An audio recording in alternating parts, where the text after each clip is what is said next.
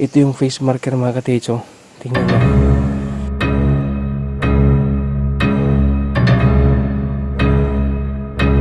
Ito yung face marker. Tsaka sinundan natin kung saan nakatingin yung face marker mga ka-TH dito. Ito yung bumulaga sa atin mga ka-TH. Ayan. Isang kuweba. Ayun. Wow. Ang ganda. Ang ganda ng kuweba mga ka-TH. Tingnan nyo. Isang maliit na entrance lang mga ka-TH. Kailangan na natin itong pasukin. So hello mga ka-TH. Welcome ulit sa ating Facebook page, Treasure Sign and Symbols. So nandito naman tayo mga ka-TH. May nakikita naman tayong sign dito mga ka-TH. Pupuntahan natin yung isang face sign. Nasa likuran ko lang mga ka-TH.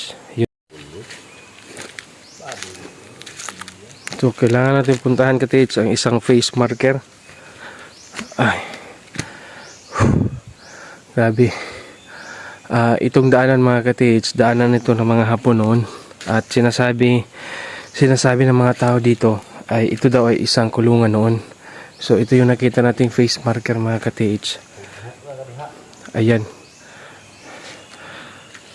Kailangan lang nating sundan kung saan nakatingin yung face marker. Ayan ka-TH, oh. May dalawang mata, may ilong. Tsaka parang may nguso mga ka-TH na may tinutukoy siya na kung saan ito nakatingin. So, uy! May kuweba pala dito ka-TH.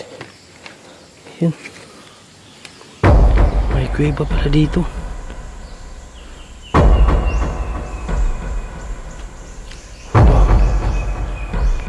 So dito mga ka-TH, may nakikita tayo isang face marker.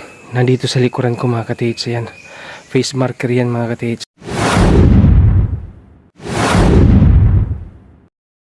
At ngayon, nung sinundan natin kung saan nakatingin yung face marker mga ka-TH, ito yung pumulaga sa atin.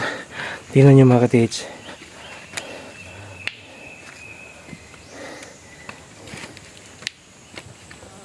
Ayan.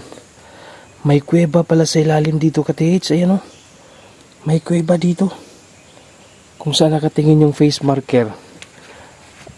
Ito yung face marker mga ka-TH, oh. Tingnan nyo. Ito yung face marker. Tsaka sinundan natin kung saan nakatingin yung face marker mga ka-TH dito.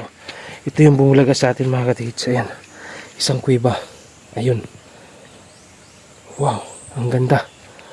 Ang ganda ng kuweba mga ka-TH. Tingnan nyo. Isang maliit na entrance lang mga ka-TH. Kailangan na natin itong pasukin. So, dito, ang sabi dito ng mga tao dito mga ka-TH, ito daw ay isang kulungan noon, nung panahon pa ng Hapon. So, in-explore natin dito kung anong makikita natin dito sa area na to. At yun, may nakita tayong isang face marker. Ayan, isang face marker mga ka-TH, na kung saan tinitingnan niya itong kuweba na to.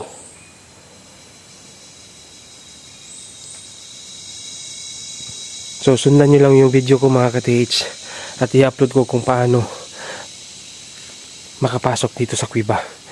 Yun lang muna ngayon mga ka-TH. So God bless and amping kanunay.